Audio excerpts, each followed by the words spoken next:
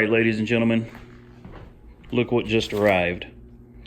We've got 32 gigs of memory, and we got this giant box to reveal for you guys today.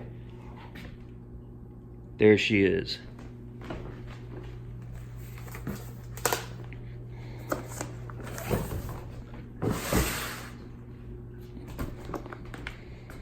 Oh, that's beautiful.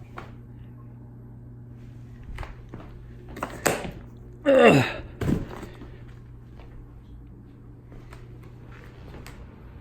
All right, I'm excited. Let's open her up.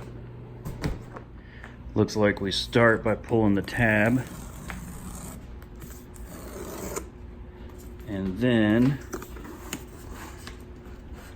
we better lay this down. Yep. Or maybe not. It's a good thing this thing's got Apple Care for 3 years, right?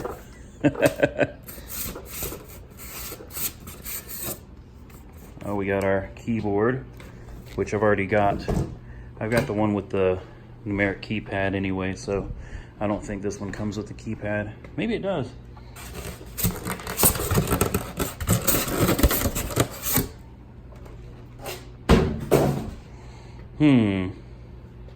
Now we got to figure out how to get the rest of this sucker out of here. All right. We got to peel. Looks like it's got some crap we got to peel off. I don't know what this stupid thing is. They just want to make things difficult, you know?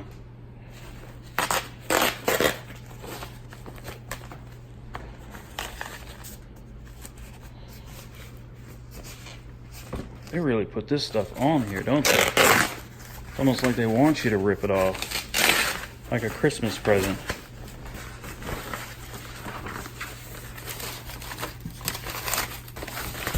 There we go. We're getting there. And it's shrink wrap too. Why they do not screw around, do they? Oh man. I'm super stoked about this. Alright, I guess we're just gonna grab a corner. Oh. Okay. Maybe we're not gonna just grab a corner. On the back. This is a how-to video on how to unwrap your new iMac.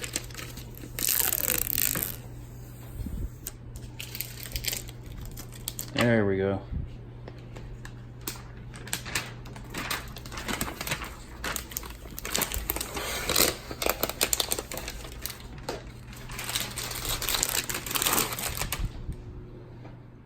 And there she is, completely unwrapped. Now before we even turn it on and start migrating our old stuff over to the new, we need to put that 32 gigs of RAM in. So let's pop the back open. All right, so to put the memory in, there's a little push button right through here. You gotta get back there and push that in, and then this little cover right here pops off. Yeah, probably shouldn't drop it, but there you go. And back here, we've got to squeeze. There's one right here. Looks like we push it out, and then the memory module bay drops down. And we have two open slots in here where we can take our new memory, which this is the 32 gig upgrade, and I'll do another 32 gigs later, but I think 40 gigs is plenty right now. This thing has a maximum capacity of 64. So just take one of these memory modules out and then carefully slide it into the bay. So the longer part of the memory, I know it looks almost equal, but it's not. The right side is a little bit longer. That's the side that you gotta slide in here. This is pretty simple to do. Just, it clicks in place, just like that. Take your next memory module and slide it in. This one goes in the top port, just like that. And then you simply push it back. It's hard to do one-handed, but you get the idea. Pop your cover back on, and you now have 40 gigabytes of RAM. Now it's time to plug it in. All right, so there's my beauties right here. From the Atari 800 to the 27-inch iMac, This is the MacBook Pro. And I'm sitting here looking at this thing. I'm like, how do you turn it on? Well, there's a button right back here. And I think that'll do the trick. Or perhaps there it goes. Okay. First boot up.